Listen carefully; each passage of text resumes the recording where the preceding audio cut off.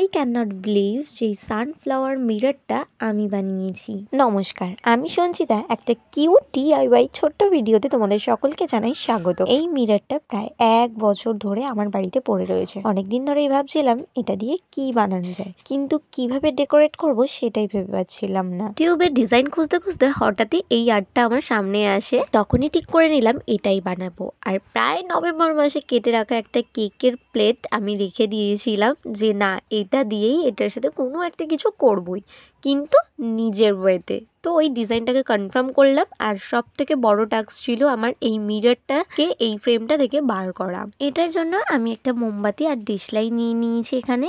আর খুব সাবধানে এই মিররটার ফ্রেমটাকে, যেহেতু প্লাস্টিকের ছিল তাই গলাতে শুরু করেছিলাম। আর যখন এটা হালকা একটু নরম হয়ে যাচ্ছিল তখন এটা আপনা আপনি সরে যাচ্ছিল। এই প্রসেসটা করতে প্রায় আমার অনেকক্ষণ সময় লেগেছে। ফাইনালি মিররটাকে আমি খুব ভালোভাবে বার করতে পেরেছি, একটু ভাঙিয়েও নি। ফার্স্ট স্টেপ কমপ্লিট করে এবার সেকেন্ড স্টেপে চলে আসলাম। একটা বাউল নিয়ে নিয়েছি আমি এখানে, আর তার মধ্যে দিয়ে দিচ্ছি হোয়াইট সিমেন্ট, বা তোমরা এখানে পুট্টিও ইউজ করতে পারো।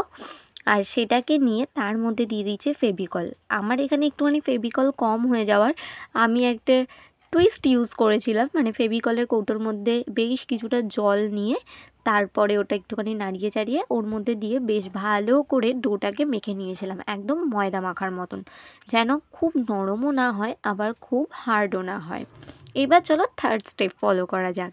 ওই যে 2 মাস আগের কেটে রাখা কেকের যে বোর্ডটা ছিল সেটার মধ্যেই এবার আস্তে আস্তে করে আমাকে ডিজাইন করতে হবে।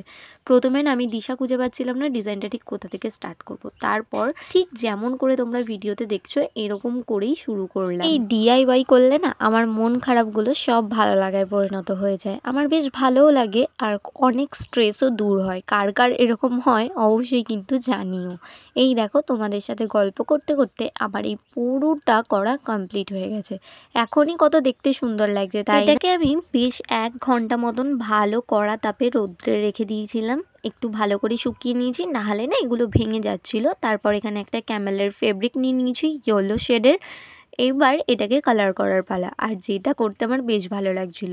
ব্যাস আর কি, কালার করে এটাকে এত সুন্দর লাগছিল কি বলবো। তবে আমি একটা ভুল করেছিলাম, আমার এখানে 2টো লাইন ড্র করলেই হতো, আমি 3টে করে ফেলেছিলাম, বাট ইটস ওকে। তারপরে একটুখানি ফেভিকল দিয়ে আমি খুব ভালো করে মিররটাকে মিডিলে আটকে নিলাম। ব্যাস তৈরি হয়ে গেল আমার একটা সানফ্লাওয়ার মিরর। তোমাদের এই মিররটা কেমন লেগেছে অবশ্যই কিন্তু জানিয়ে যেও। আমার তো বেশ ভালো লেগেছে। চলো আজকের মতন টাটা, ততক্ষণ সবাই ভালো থেকো, সুস্থ থেকো।